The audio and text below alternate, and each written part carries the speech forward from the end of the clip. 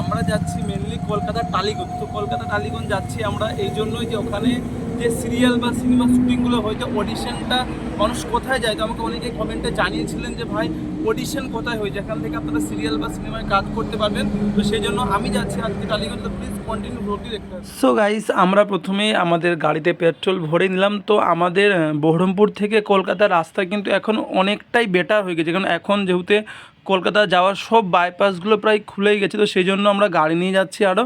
আর এমনিতেও রাস্তা খুব সুন্দর। এমনিতেও আমাদের আগে যেখানে 5 থেকে 6 ঘন্টা লাগতো কলকাতায় পৌঁছতে, বাট এখন কিন্তু অনায়াসে 3 থেকে 4 ঘন্টার মধ্যে আপনি কলকাতায় পৌঁছে যেতে পারবেন। তো গাইস, যেটা মনে মনে ভাবছিলাম যে কারে যাব আর যেন বাইরে বৃষ্টি পড়ে, তো সত্যি খুবই সুন্দর মানে আবহাওয়াটা। এখন একদম বৃষ্টি বাইরে শুরু হয়ে গেছে, আমরা গাড়িতে আছি। তো জাস্ট ভিউটা দেখুন, এটাই চেয়েছিলাম যে গাড়িতে যাব আর যেন বাইরে হালকা হালকা বৃষ্টি পড়ুক। দেখুন ভিউটা দেখুন একবার জাস্ট। আর এমনিতেও গাড়িতে করে রাস্তায় গেলে যদি বাইরে হালকা হালকা বৃষ্টি পড়ে খুব ভালো লাগে, একদম সে এর মতো গো রিমঝিমে ধারাতে ছাই মন হারাতে এই ভালোবাসাতে আমাকে ভাসাতে। দেখুন আবার কিন্তু মানে খানিকটা বৃষ্টি হচ্ছে, খানিকটা মানে শুকনো। তো রোদ বৃষ্টি মেঘের খেলায় আমরা আস্তে আস্তে এগিয়ে যাচ্ছি আমাদের উদ্দেশ্য কলকাতা টালিগঞ্জ। সো গাইজ, দেখতেই পাচ্ছেন আপনারা, আজকে তো আমরা বেরিয়ে পড়েছি। আর আজকে আমার পাপাও যাচ্ছে আমার সঙ্গে। ও খুবই এখন ঘুমিয়েছিল, এক্ষুনি উঠলো। বাইরে ভীষণ বৃষ্টি পড়ছিল। ও তো ভাবেনি যে আজকে আমরা এত দূর আসছি। তো ঘুম থেকে উঠে দেখি যে পাপ্পা মোম সব একসঙ্গে আছে। তো খুবই একদম মানে ও হতবাক হয়ে গেছে। হাই করে দাও, হাই করে দাও, হ্যালো গাইজ করে দাও। তো গাইজ, বলতে না বলতে এত বৃষ্টি কি বলবো, একদম কিছু দেখা যাচ্ছে না। গাড়ি নিয়ে মনে দাঁড়াতেই হয়েছে আমাদের এখানে। বাট ভীষণ বৃষ্টি পড়ছে। বৃষ্টি চেয়েছি বাট এত নয়, হালকা হালকা রিমঝিম বৃষ্টি পড়বো এত।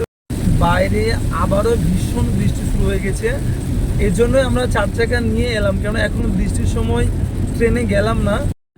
সো গাইস, অনেক বৃষ্টি উপেক্ষা করে আমরা কিন্তু এখন কি ওঠা এটা বিধাননগরে পৌঁছে গেছি। তো আমরা এয়ারপোর্ট পাস করে চলে এলাম। তো এখান থেকে দেখা যাচ্ছে মাত্র 26 কিলোমিটার। তো যাচ্ছি, গিয়ে সব ডিটেলসে আপনাদের জানাচ্ছি। তো আবারও বলছি, কন্টিনিউ ব্লগটি দেখতে থাকুন।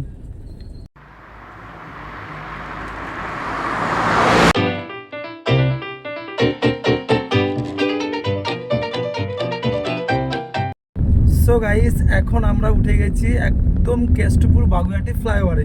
তো ফ্লাইওভারের ভিউটা আপনারা দেখুন।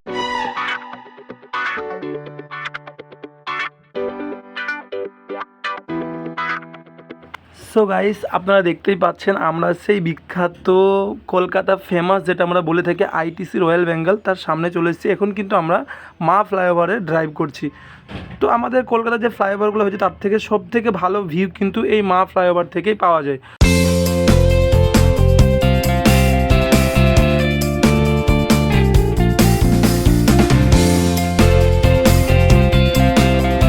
সো গাইস, এখান থেকে আর মাত্র আমরা যেখানে টলিগঞ্জে যাব আর মাত্র 5 কিলোমিটার। তো আমরা অনেকক্ষণে এসেছি। তো ভাবলাম যে এখানেই কিছু রাস্তার ধারে সব ছোটোখাটো দোকান আছে, তো কিছু খেয়ে নিই। তো আপনাদেরকে প্লিজ দেখাচ্ছি এবং কি খাচ্ছি।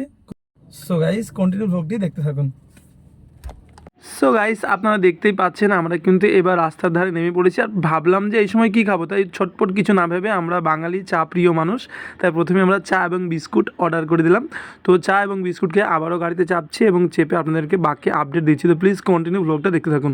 সো গাইস, যারা সিরিয়াল বা সিনেমা করতে চান তো তাদের জন্য তো খুবই সুন্দর স্পেশাল আমার এই ব্লগটি। তো তাদেরকে আবারও বলছি, প্লিজ ব্লগটি কন্টিনিউ দেখো। এবং আমি ওনাদের নাম্বার দিয়ে দেবো, অ্যাড্রেস দিয়ে দেবো, কী করে অডিশন, আমিও তো অডিশন দিতে এসেছি। তো দেখো তোমরা কেমনভাবে অডিশন হয়, কীভাবে আসবে, আমি সব ঠিকানা এবং নাম্বার ওনাদের দিয়েই দেবো। সো গাইস, আমরা অনেকটাই কাছে চলে এসেছি, তাই মনে মনে ভাবছি স্ক্রিপ্টটা একবার মনে মনে মাইন্ড সেট আপ করে নিচ্ছি যে স্ক্রিপ্টটা কী ছিল আমার। তো মনে মনে আমি রিহার্সাল করছি, খুব একটা ভয়ও করছে, বাট ভালো লাগছে। দেখি কি হয়, আপনাদের জানাবো। আমরা কিন্তু এখনই বাঙ্গুর হসপিটাল পার হলাম। মানে বাঙ্গুর হসপিটাল থেকে জাস্ট সামনের দিকে 350 মিটার এলে আপনি পেয়ে যাবেন বাঙ্গুর হাসপাতাল থেকে জাস্ট একটু এগিয়ে এসে এই যে সামনে মোড়টা পড়ছে, জাস্ট এই মোড় থেকে ডান দিকে একটু এগিয়ে আসলেই কিন্তু আমাদের টেকনিশিয়ানের স্টুডিওটা আপনি দেখতে পাবেন। তো টেকনিশিয়ানের স্টুডিও থেকে সামনে জাস্ট একটু এগিয়ে এসে আমি যেখানে যাচ্ছি, যে আমাদের কাস্টিং ডিরেক্টর, তো ওখানে আপনি অ্যাড্রেসটা আমি বলেই দিচ্ছি আপনাদেরকে। তো আপনারা দেখতেই পাচ্ছেন আমরা কিন্তু একদম টেকনিশিয়ান স্টুডিওর সামনে দিয়ে চলে যাচ্ছি। তো ফাইনালি আমি অডিশনটা দিয়ে এসে ওনার অফিসটা দেখিয়ে এসে আবার আপনাকে আমরা টেকনিশিয়ান স্টুডিওর ভিউটা দেখাবো। তো প্লিজ কন্টিনিউ ব্লগটি দেখতে থাকুন এবং শেষ পর্যন্ত দেখবেন। ভালো লাগলে অবশ্যই লাইক এবং কমেন্ট করতে কিন্তু ভুলবেন না। সো গাইস, আপনারা দেখতেই পাচ্ছেন আমি কিন্তু একদম অফিসের সামনে চলে এসেছি। তো প্লিজ আপনাদেরকে আমি অ্যাড্রেসটা বলে দিচ্ছি, একটু কাইন্ডলি শুনে নিন। টলিগঞ্জ কুদঘাট কানাইভিলা, এটা হচ্ছে টলিগঞ্জ কুদঘাট কানাইভিলা ঘোষ রোড। আর টেকনিশিয়ানসের খুব কাছে, মানে একদম নিয়ার বাই টেকনিশিয়ান থেকে জাস্ট 100 মিটার। সো গাইস, আপনারা দেখতেই পাচ্ছেন আমি কিন্তু অফিসের ভেতর চলে এসেছি। তো এখানে কিন্তু আমাদের মতো অনেকজন যারা সিরিয়াল বা সিনেমা করতে চান তারা কিন্তু এখানে আছে, অনেকজন মধ্যবয়স্ক থেকে শুরু করে বাচ্চা থেকে শুরু করে সবাই। তো আপনারা দেখুন একবার। গাইস, আজকে তো এসেছি এখানে, তো এসে এই একটা ফুটফুটের সুন্দরীর সঙ্গে দেখা গেল। তো তোমার নামটা বলো। তৃষা কুন্ডু। তুমি কি করবে এখানে? আমি এখানে সিনেমা করার জন্য এসেছি। মানে মেনলি কি অ্যাক্টিং করবে নাকি ড্যান্স করবে? অ্যাক্টিং। অ্যাক্টিং করবে, ড্যান্স তো করতে পারো। ডান্স করতে বললে তো করবো। করতে পারো তো তুমি? হ্যাঁ। তো খুব সুন্দর ড্যান্সও জানে। আর এমনিতে ওর একটা ব্লগ চ্যানেল আছে, আমি লিঙ্ক দিয়ে দেবো, অবশ্যই দেখবেন ভিডিওগুলো, খুব সুন্দর ভিডিও বানায়। তো দিদি এসছি, দিদি কোথা থেকে এসছো বলো? আমি হাওড়া ময়দান থেকে এসেছি। হাওড়া মধ্যে। তুমি কোথা থেকে এসছো ভাই? আমি মগরা হুগলি থেকে এসেছি। আমার চ্যানেলের নাম ফেমাস ভাই। তুমি কোথা থেকে এসছো ভাই? আমি পুরুলিয়া থেকে এসেছি। পুরুলিয়া?